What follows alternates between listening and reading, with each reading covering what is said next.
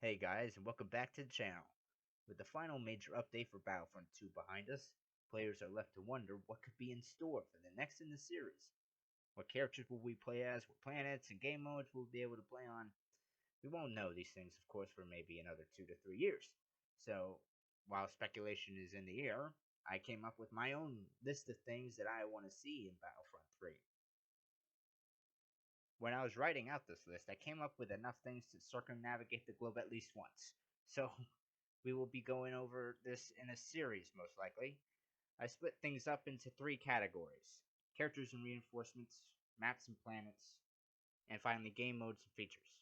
So, I'm going to start us off with game modes and features. Start us off at number 8, Capture the Flag.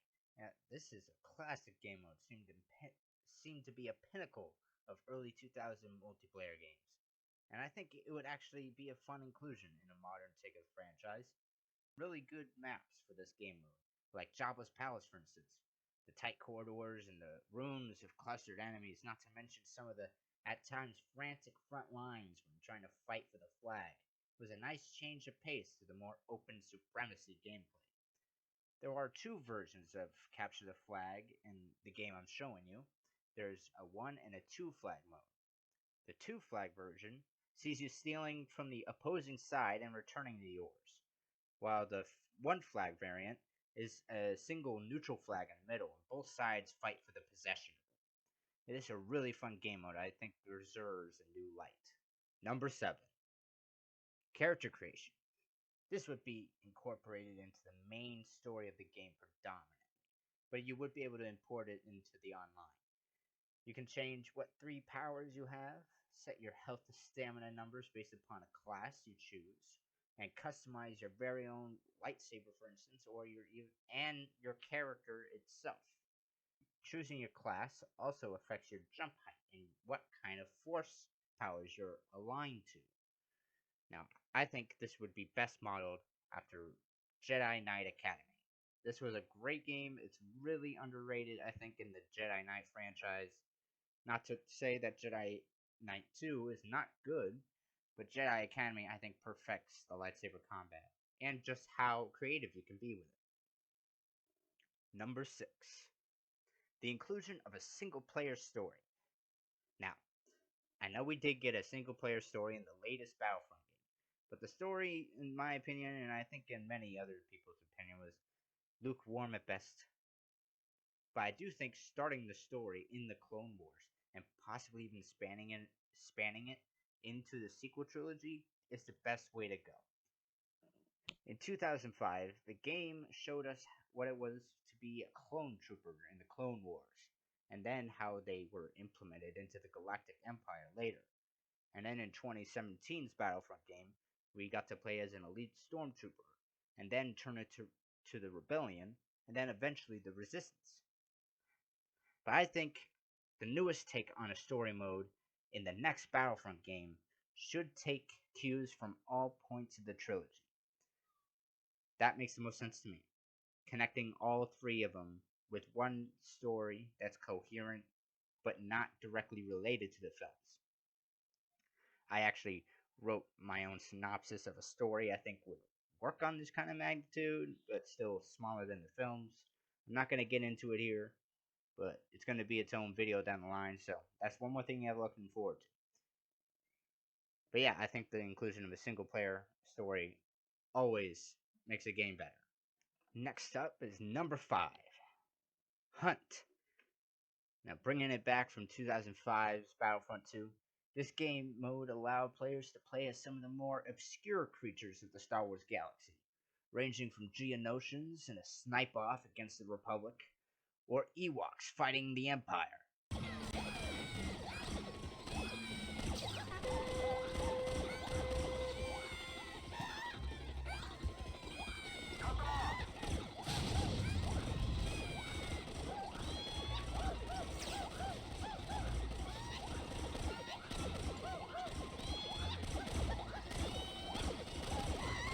Or you can set Tusken Raiders against Jawas and cause carnage across Mos Eisley.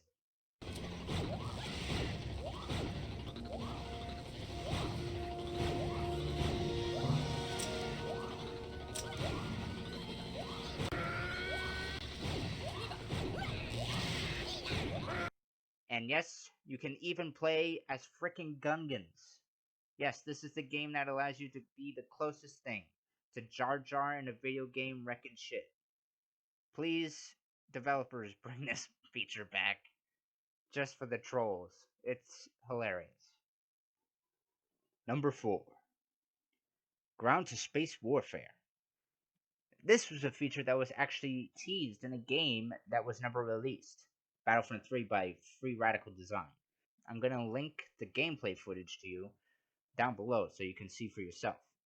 After watching the video again for the 100th time, the vision this game was going for still manages to astound me, and it still keeps me wanting more for what made that classic series so memorable. And what made it so memorable? Well, that was the freeness of the design of the sandbox battle simulation that Pandemic made. And the ground to space feature would have been one of the major highlights of the game's release, I bet, allowing for greater verticality to the maps, and not to mention what a completed Coruscant map may have been able to play like. But one in the future, now that is something I really want to see one day. Number 3. A plain assault mode just for your ground or space conflicts. Now, this would be taking advantage of what we theorize to be the vast sizes of these maps. You could highlight portions for specific game modes to play on. For instance, like in playing heroes versus villains in the Senate building on Coruscant, or playing Capture the Flag in the Jedi Temple. Like opening up the map variation for smaller, more accessible options like this would leave room for more game modes to prop up and tackling smaller objectives and really sprucing up the gameplay. Which leads into number 2, a new game mode, at least newish, uh, Defend the Target. I call this mode that because it's essentially an assortment of varied escort or defend missions. This game mode would include more extraneous factions of Star Wars, expanding gameplay similarly to how Hunt did. In this mode, you defend the target against differing objectives. Your team would be tasked to defend Night Mother Townsend, for example. And if you're able to hold off the CIS forces for long enough, the hero characters are open to playing with. Or you could be tasked to defend R2D2 as he escapes a base with their plans, and you have to escort him off the planet. And I think the possibilities that open up in terms of how creative the scenarios and characters can be in this kind of game mode, and when considering the inclusion of tertiary factions, kind of like how they did with Sand People on Tatooine in the original Battlefront game, where you played where the Sarlacc was, that kind of change would offer a great differing of pace to the galactic sized warfare between the more highlighted game modes, allowing players to take, maybe you could say, a more guerrilla warfare approach to combat. Really just spruce it up a little. Number 1. Galactic Conquest. This is another mode from the classic Battlefront series by Pandemic. This allowed for some turn-based strategy in your third-person shooter, where you command fleets, manage reinforcements and upgrades. And this could be even further fleshed out with the inclusion of aspects from other Star Wars games that had a galactic conquest in there, like Empire at War. Here, you manage where your fleet goes, what forces do you have, where they're stationed. You can even make probe droids and send them to other planets. And from what I've heard, this kind of gameplay, this mode, Galactic Conquest, is something that a lot of people really want, and I think it would be foolish for them not to return to in future installments of the game series. Yeah, well, there you guys have it. That's my top 8 features and game modes I want to see in a future Battlefront 3 game. Let me know what your guys' thoughts are in the comments section below. What features and game modes do you want to see in the potential sequel? If you like this video, hit that like button, subscribe if you haven't already, and have a nice day.